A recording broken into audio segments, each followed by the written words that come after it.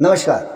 गूढ़ रहस्य ज्योतिष केंद्र में आपका हार्दिक स्वागत है, अभिनंदन है। प्रिय बंधुओं, आप सभी का हार्दिक धन्यवाद जिन्होंने कि मेरे इस YouTube चैनल को सब्सक्राइब किया, इसे शेयर किया, इसमें कमेंट छोड़े। अब आज मैं आपके सामने प्रस्तुत हुआ हूं कार्तिक मास राशिफल मेष से लेकर मीन पर्यंत। वैसे तो कार्तिक मास में बहुत सारे तीज त्योहार आएंगे और मेरा उसके लिए अलग से वीडियो होगा। दिवाली में भी कुछ समय टाइम जोन को लेकर के इस बार, जैसे कि आप देख रहे हैं, रक्षाबंधन में, जन्माष्टमी में, हर एक तीज त्योहार में कहीं ना कहीं कोई ना कोई समस्याएं रही है। पंचांग के विवादस्थ स्थितियां भी बनी रहती है। क्या दिवाली या धनतेरस, भाई दूज आदि में भी इस तरह का कुछ संशयात्मक स्थितियां भी निर्मित हो रही है। लेकिन आप मेरे इस YouTube चैनल को सब्सक्राइब करिए, बेल आइकन को ऑल पर क्लिक करिए, ताकि मेरी जब वीडियो अपलोड होगी उस तीज त्योहार से संबंधित, तो आप उसको देख सकते हैं, ताकि आप तक वो जानकारी प्राप्त हो। अधिक लोगों तक इसको पहुंचाने का प्रयास करें, बहुत आपकी बहुत मेहरबानी होगी। तो पहले खैर अभी इस वीडियो में मैं केवल राशिफल को लेकर के ही आपके सामने प्रस्तुत हुआ हूं। तो सबसे पहले बात करते हैं कि कार्तिक मास में ग्रहीय स्थिति क्या रहने वाली है। तो सूर्य देव आत्मा के कारक, पिता के कारक, एनर्जी के कारक, ऊर्जा के कारक, यह जो है सूर्य, जिसके धरती पर आते ही दिनचर्या प्रारंभ होती है और सृष्टि में जो है नई उमंग होती है, ऐसे सूर्य देव जो है वो कार्तिक मास में जाकर के वो नीचस्थ स्थिति में आ जाते हैं, अपनी तुला राशि में प्रवेश कर जाते हैं।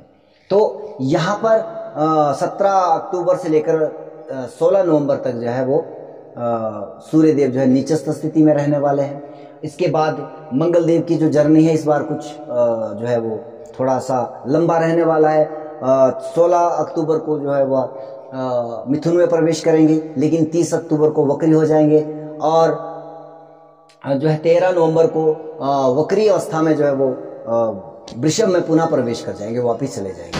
उसके बाद फिर जो है 12 जनवरी को जो है वह मार्गी हो जाएंगे वृषभ में, और 12 मार्च को जाकर के वो फिर पुनः मिथुन में प्रवेश करेंगे। तो ये जर्नी काफी लंबी रहने वाली है। मासारंभ में बुध देव जो है वो अपने उच्चस्थ राशि में रहेंगे कन्या में, और 26 अक्टूबर को वो तुला में, और 13 नवंबर को वह वृश्चिक में, लेकिन 20 अक्टूबर को वह अभी पुनः अस्त हो रहे हैं। शुक्र देव आपके 18 अक्टूबर को जो है तुला में आ जाएंगे, यानी कि 2 दिन, एक दिन जो है वो कन्या में रहेंगे, उसके बाद जो है तुला में प्रवेश कर जाएंगे। उसके बाद 11 नवंबर को जो है वो वृश्चिक राशि में प्रवेश कर जाएंगे। शनिदेव अंतोगत्वा 23 अक्टूबर को जो है वह मार्गी हो रहे हैं। तो यह जो है क्या परिस्थितियां निर्मित हो रही है। मास के आरंभ में मंगल देव की दृष्टि शनि के ऊपर रहने वाली है, मासांत तक ये परिस्थितियां यहाँ पर रहेगी।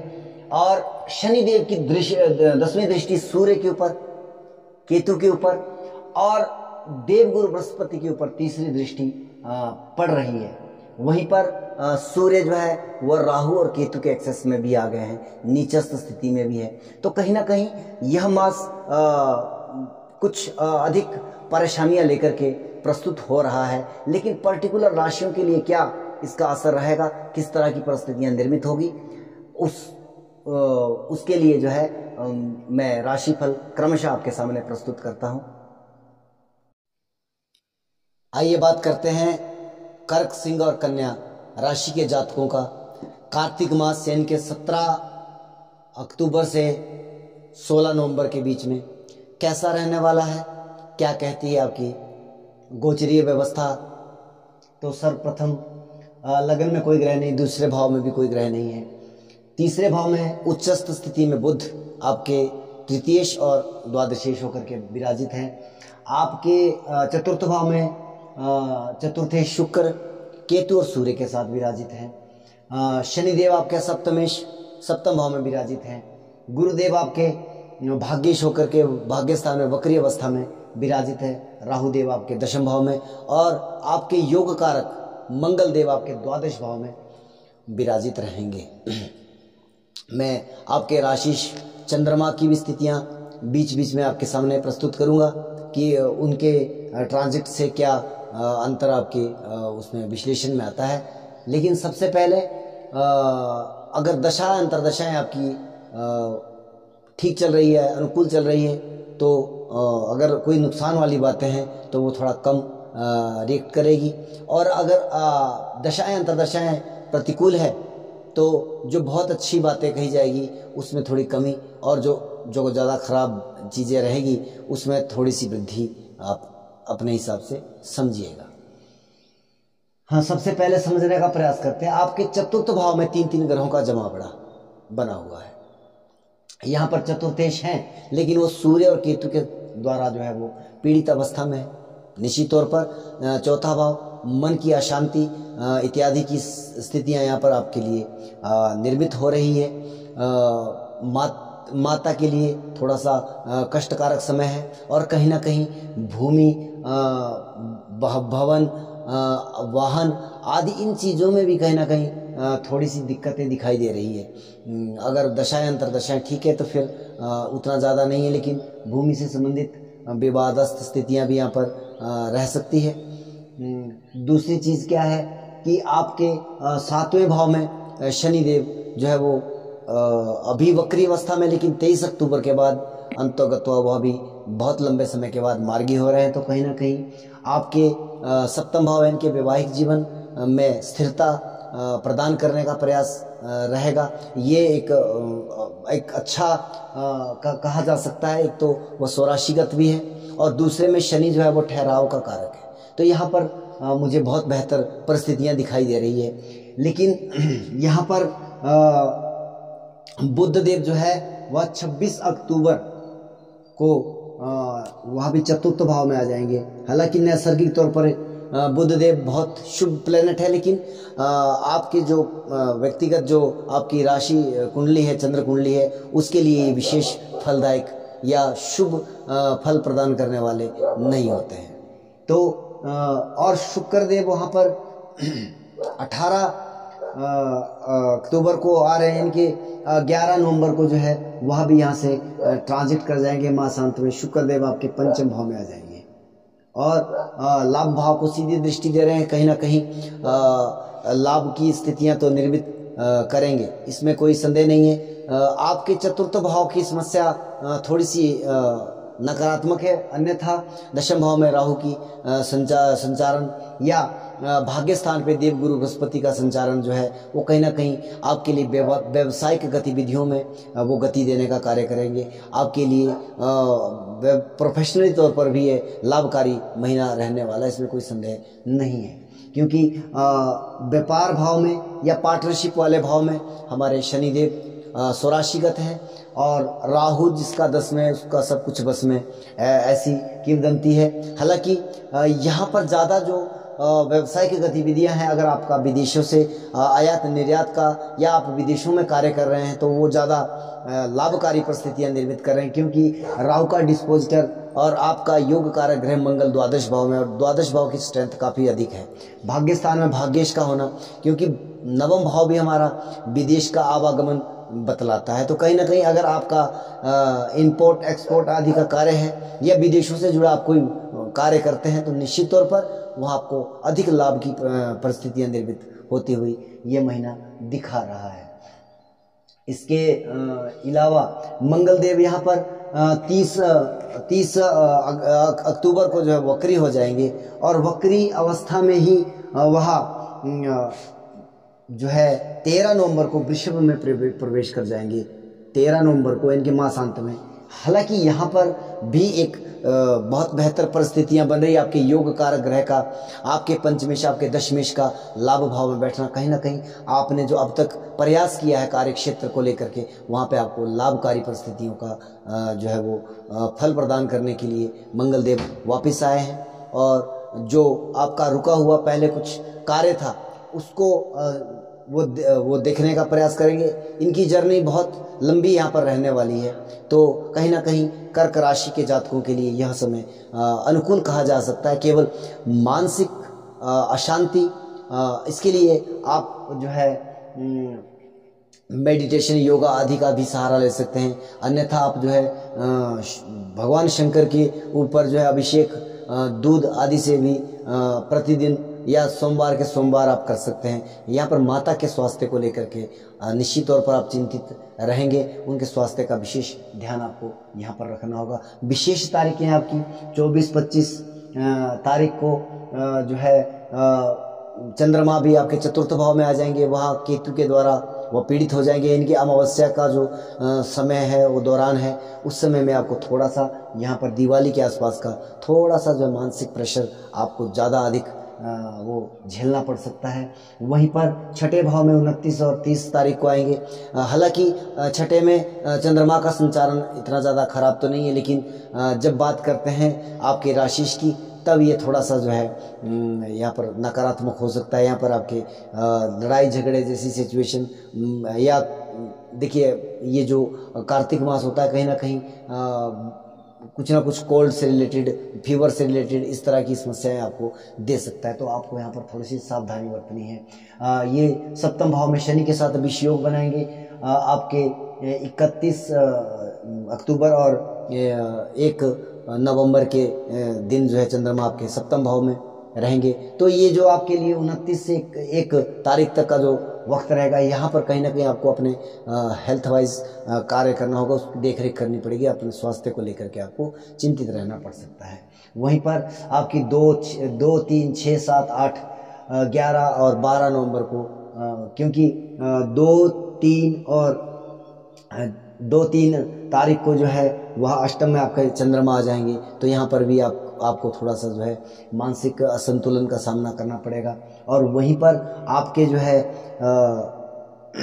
6, 7, 8 तारीख को जो है राहु के साथ संचारण होगा इनका, तो यहाँ पर भी कहीं ना कहीं चंद्रग्रहणी योग बन रहा है। तो यहाँ पर भी आपको मानसिक अशांति का सामना, मैंने आपके लिए डिटेल्स जो है बना करके रखी है। और वहाँ पर अंत में जो है 11 और 12 तारीख को चंद्रमा जो है आपके द्वादश भाव से संचार करेंगे, तो वहाँ पर आपको कहीं ना कहीं मानसिक अशांति का सामना करना पड़ सकता है।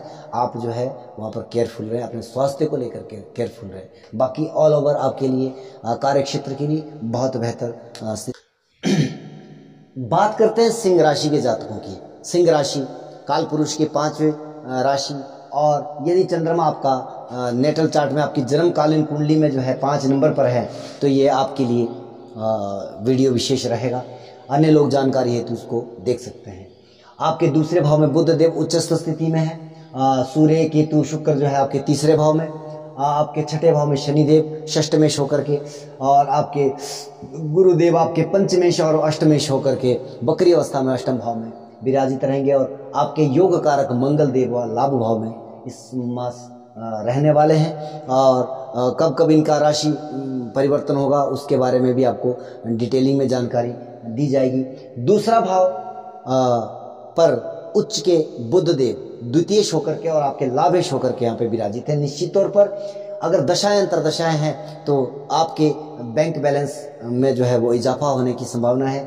दूसरे भाव से अष्टम भाव से दूसरे भाव को देव गुरु बृहस्पति भी यहाँ पर दृष्टिपात कर रहे हैं, तो यहाँ पर आपको धन का मामला बेहतर रहने वाला है। लाभ भाव में आपके योग कारक ग्रह आपके चतुर्थेश और भाग्येश विराजित रहेंगे, लेकिन 30 अक्टूबर को वह वक्री हो जाएंगे। उसके बाद जो है वक्री अवस्था में 13 नवंबर को वो वहाँ भी मंगल देव आपके दशम भाव में, और ये दशम और एकादश भाव में इनका संचार रहेगा।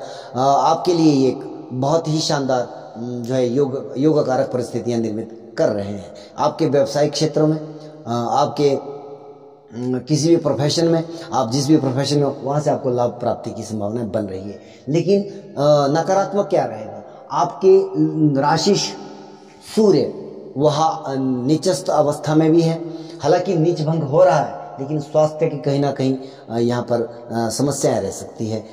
नीचस्थ स्थिति में है। नीच भंग इनका कैसे हो रहा है, शनिदेव की 10वीं दृष्टि और शुक्र देव इनके साथ में प्लेस्ड है। तो यहाँ पर एक परिस्थितियां हैं कि नीच भंग हो रहा है, तो कहीं ना कहीं अगर आपकी प्रतिष्ठा के ऊपर कोई आक्षेप आदि की संभावना बन रही है, आप अधिक संघर्षरत रहेंगे, आपकी दौड़ धूप बढ़ रही है, तो उसमें आपको व्यर्थ की दौड़ धूप नहीं, आपको वहाँ से भी कुछ ना कुछ लाभ प्राप्ति की संभावना यहाँ पर देंगे। और दूसरी बात क्या है कि शुक्र देव आपके 11 नवंबर को जो है वह आपके चतुर्थ भाव में आ जाएंगे। हालांकि नैसर्गिक तौर पर शुक्रदेव एक शुभ ग्रह हैं, लेकिन तात्कालिक स्थिति यानी कि सिंह लगन के लिए शुक्रदेव भी एक अच्छा वो ग्रह नहीं माना गया है, लेकिन यह चतुर्थ के कारक है। वहाँ पर जो है मंगल की दृष्टि, योग कारक ग्रह की दृष्टि पड़ने से चतुर्थ भाव की जो स्थितियां हैं जैसे भूमि, भवन आदि, वाहन आदि, तो यहाँ पर आपको इन सब चीज़ों के लिए भी जो है वो लाभ प्राप्ति हो सकती है। आप नया वाहन लेने का बहुत समय से विचार कर रहे थे, तो आपके लिए यह एक उचित समय वो आपको प्राप्त हो रहा है। वहीं बुध देव आपके 26 अक्टूबर को तुला में प्रवेश कर जाएंगे। बुध देव 26 अक्टूबर से और 13 नवंबर तक जो है वो यहाँ रहेंगे। 13 नवंबर के बाद बुध देवी आपके जो है चतुर्थ भाव में प्रवेश कर जाएंगे। तो चौथे भाव में तीन शुभ ग्रहों की स्थिति निर्मित हो रही है। कहीं ना कहीं चौथा भाव आपका काफ़ी बलवत अवस्था में है। आप मकान में रेनोवेशन आदि भी करवा सकते हैं, या अभी तक अगर आपने मकान नहीं बनाया है तो आप उसके लिए भी प्रयास कर सकते हो, या आप नया मकान या नया वाहन आदि, या कुछ भूमि से संबंधित डील जो आपकी चल रही थी वो उसमें भी आपको यहाँ पर लाभ प्राप्ति हो सकती है। खास करके जो है मासांत के समय में आपकी ये स्थितियाँ अधिक निर्मित हो रही है। मासांत इनके 13 नवंबर के बाद, क्योंकि वहाँ पर मंगल आपके वक्री अवस्था में जो है वो वृषभ में प्रवेश कर जाएंगे, चतुर्थ भाव पर दृष्टि देंगे, योग कारक ग्रह, इसमें कोई संदेह नहीं है।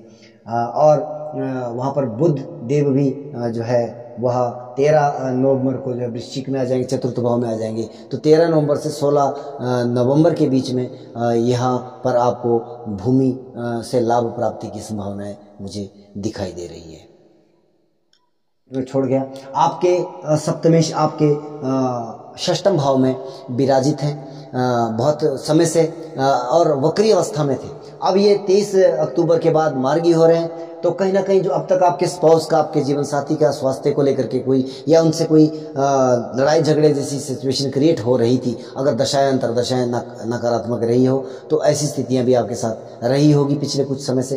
तो उसमें कुछ अब वो जो है सुधार होने की संभावना भी बन रही है, क्योंकि अब शनिदेव जो मार्गी अवस्था में सप्तम की तरफ प्रवेश कर रहे हैं। तो इसी के साथ कर बात करते कन्या राशि के जातकों की। मासारंभ में आपके बुध देव जो आपके राशि से उच्चस्थ स्थिति में आपके राशि के ऊपर से संचारण रहेगा। यह एक बेहतर परिस्थितियां निर्मित हो रही है, लेकिन सूर्य, केतु और शुक्र के द्वितीय भाव में परिस्थितियां निर्मित हो रही है। पंचमेश पंचम भाव में, सप्तमेश सप्तम भाव में, राहु देव अष्टम भाव में और मंगल देव आपके जो है दशम भाव में संचार कर रहे हैं। तो क्या परिस्थितियां निर्मित हो रही है? बुध देव उच्चस्थ स्थिति में है, बहुत बलवत अवस्था में है, तो कहीं ना कहीं वो जो है बहुत अच्छी परिस्थितियां निर्मित कर रहे हैं आपके लिए। लेकिन दूसरे भाव में आपकी वाणी के द्वारा प्रॉब्लम दिखाई दे रही है। आप इस महीने क्या करें कि अपनी वाणी पर नियंत्रण रखें। कहीं ना कहीं आप अपनी वाणी के माध्यम से अपने कार्य क्षेत्र में कुछ ना कुछ नकारात्मक या उसमें कोई हानि कर सकते हैं। आप अपनी वाणी का ध्यान रखें, विशेषता यहाँ पर, और खान पान का भी आप यहाँ पर विशेष ध्यान रखें। शुक्रदेव हालांकि स्वराशिगत हैं, लेकिन यहाँ पर केतु के द्वारा सूर्य और शुक्र दोनों ही पीड़ित अवस्था में हैं। राहु केतु जब भी किसी ग्रह के साथ बैठते हैं वहाँ पर उनके फलों को वो लगभग समाप्त ही कर देते हैं।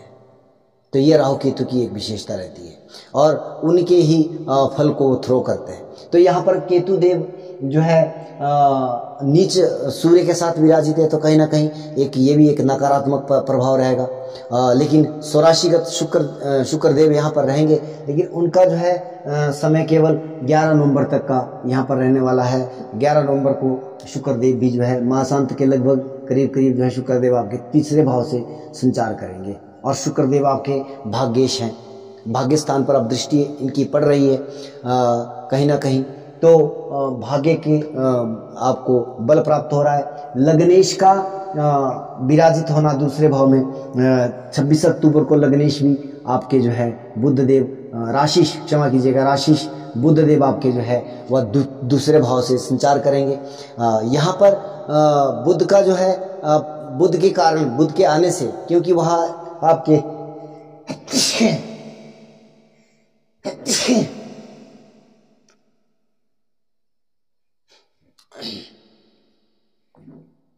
बुध देव आपके राशिश है, और राशिश या लग्नेश जिस भाव में बैठता है उस भाव का बल अधिक बढ़ जाता है।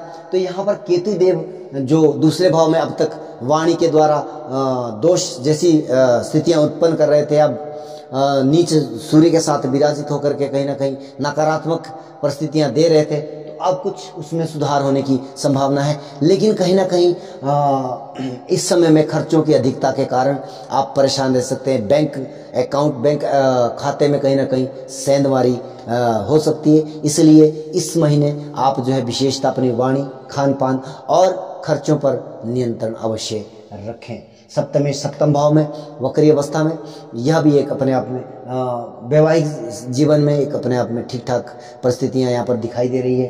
पंचमेश पंचम भाव में, और वह भी 23 अक्टूबर को मार्गी हो रहे हैं। तो पांचवें भाव में शिक्षार्थियों के लिए जो कि कुछ शिक्षा के क्षेत्र में उनके कुछ विपरीत स्थितियां निर्मित हो रही थी, या पढ़ाई में उनका मन नहीं लग रहा था, कहीं ना कहीं ऐसी स्थितियां से अगर 2-4 हो रहे, तो अब ये स्थितियां भी आपके लिए अनुकूल होने वाली है। मंगल देव आपके 10वें भाव में बलवत अवस्था में है। बल क्यों है? क्योंकि 10वें भाव में वह दिग्बली हो जाते हैं, लगन को दृष्टि दे रहे हैं। कहीं ना कहीं आप एनर्जेटिक इस महीने में रह सकते हो। 30 अक्टूबर को मंगल देव भी जो है वह वक्री हो जाएंगे, और वक्री अवस्था में वह 13 नवंबर को जो है वह वापिस आपके भाग्य स्थान पर संचार करना प्रारंभ कर देंगे। तो यहाँ पर मंगल का 9वें भाव में आना, भाग्य स्थान में आना, वह भी आपके तृतीयेश और अष्टमेश का, तो कहीं ना कहीं लेकिन योग कारक शुक्र की दृष्टि के कारण कुछ मंगल देव की जो नकारात्मक जो स्थितियां निर्मित कर सकते थे, जैसे कि पिता के स्वास्थ्य को लेकर के, या पिता के लिए कोई ना कोई ब्लड से रिलेटेड प्रॉब्लम दे सकते थे। अब ये जो है थोड़ा सा शुक्र की दृष्टि के कारण उस पर नियंत्रण रहेगा, लेकिन कहीं ना कहीं फिर भी आपको पिता के स्वास्थ्य को लेकर के चिंतित रहना पड़ सकता है। उनके स्वास्थ्य का विशेष ध्यान आपको रखना होगा। ऑल ओवर अष्टम भाव में राहुदेव का संचारण कहीं ना कहीं अज्ञात भय उत्पन्न करता है, तो ये भी एक नकारात्मक स्थिति है। अष्टम भाव में राहु का ट्रांजिट अज्ञात भय से आपको ग्रसित करे हुए रखता है, खास करके जब जब आपका लग्नेश वह कमजोर हो, आपका राशि जब कमजोर हो, तब ये स्थितियां ज़्यादा नकारात्मक हो सकती है। क्या करें? योगा, मेडिटेशन और बाबा भोलेनाथ जी के चरणों में आप जो है जा सकते हैं। मैं ज़्यादा बड़ी रेमेडी क्यों नहीं देता यूट्यूब के ऊपर, या किसी मंत्र का जाप जो है मैं क्यों नहीं देता हूँ भैया। ये जो है मंत्र है, आपकी उपाय की जो परिस्थितियां हैं, यह केवल एक पर्टिकुलर व्यक्ति के लिए ही, उसी के ही समक्ष देनी उचित होती है। ऐसे ऑन एयर होकर के आज के समय में यूट्यूब के माध्यम से या किसी भी प्लेटफॉर्म के माध्यम से मंत्र उच्चारण किए जाते हैं, माफ़ी चाहूँगा, लेकिन ऐसा विधान हमारे शास्त्रों में नहीं है। जय सिया राम। वीडियो को अंत तक देखने के लिए हार्दिक धन्यवाद।